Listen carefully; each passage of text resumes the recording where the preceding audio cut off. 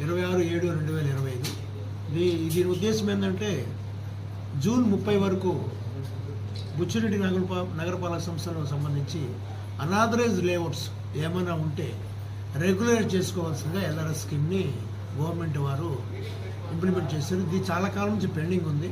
కాబట్టి అందరూ స్థల యజమానులు, లేఅవుట్ యజమానులు వీళ్ళందరూ కూడా ఈ రెగ్యులేట్ చేసుకొని మీ భూమిని అధికారికంగా మేము ఏర్పాటు చేస్తాము. కాబట్టి అందరూ కూడా ఈ స్కీమ్ని అనాథ లేఅవుట్స్ అన్ని కూడా రెగ్యులేట్ చేసుకోవాల్సిందిగా కోరుతున్నాను.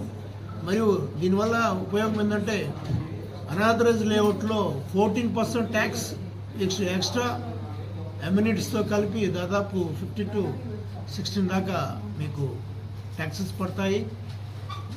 దీనివల్ల బ్యాంక్కి వెళ్తే మీరు స్థలం కొనేదానికి లోన్ ఎవరు ప్లాన్ పెట్టుకోవాలంటే ప్లాన్ సరిగా రాదు. ఇవన్నీ చిక్కుల్లోంచి మీరు బయటపడి గవర్నమెంట్ ఇచ్చిన ఈ మంచి అవకాశాన్ని, ఇది లాస్ట్ అండి, ఇంకా రెగ్యులైజర్ చేయరు.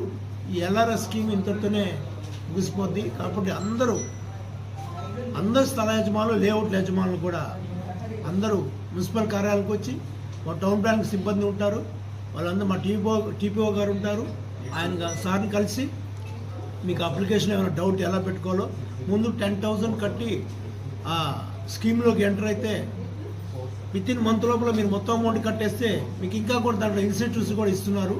7% కడితేనే మీ ప్లాట్ మొత్తం రెగ్యులరైజ్ అయిపోద్ది. 6 to 7% కట్టే అయిపోద్ది. ఈ రెగ్యులర్ అయిన తర్వాత వెంటనే మీరు ఆ స్థలానికి లోన్ తీసుకోవచ్చు. బిల్డింగ్ ప్లాన్ సులభతరం అయిపోతుంది. మీకు ఫ్యూచర్లో మేము అనాథరైజ్డ్లో కొన్నాము, మాది అనాథరైజ్ లేఅవుట్ అన్న అపోహలు పోయి మేము ఆథరైజ్డ్ అయ్యామని చెప్పి కూడా సంతోషంగా ఉండొచ్చు. దానివల్ల ఏంటంటే టౌన్లో ఇంకా అనాథరైజ్డ్ లేఅవుట్ అనేది ఉండకూడదు. ఫ్యూచర్లో కూడా మేము ఎక్కడ కూడా అన్అప్రూవ్డ్ లేఅవుట్స్ని ప్రోత్సహించాం. ఇమీడియట్లీ వాటి మీద చర్యలు ఉంటాయి. నిర్దాక్షిణ్యంగా మీరు ఆ లేఅవుట్ వేసారంటే మాత్రం మేము యాక్షన్ తీసుకుంటాం. యాజ్ పర్ APM యాక్ట్ ప్రకారం మేము యాక్షన్ తీసుకుంటాం. ఆ చర్య కూడా చట్టపరమైన చర్య తీసుకుని మీ మీద ఫైన్ ఇంపోజ్ చేస్తాం. మీ పైన ఎటువంటి కేసులు కూడా పెడతాం. దయచేసి అందరూ అర్థం చేసుకొని ఇప్పుడున్న స్కీమ్ని అందరూ కూడా సద్వినియోగం చేసుకొని మీ అనాథరైజ్డ్ లేఅవుట్ని ఆథరైజ్డ్ లేఅవుట్లుగా ఎల్ఆర్ఎస్ స్కీమ్లోకి రావాలని కోరుకుంటాం.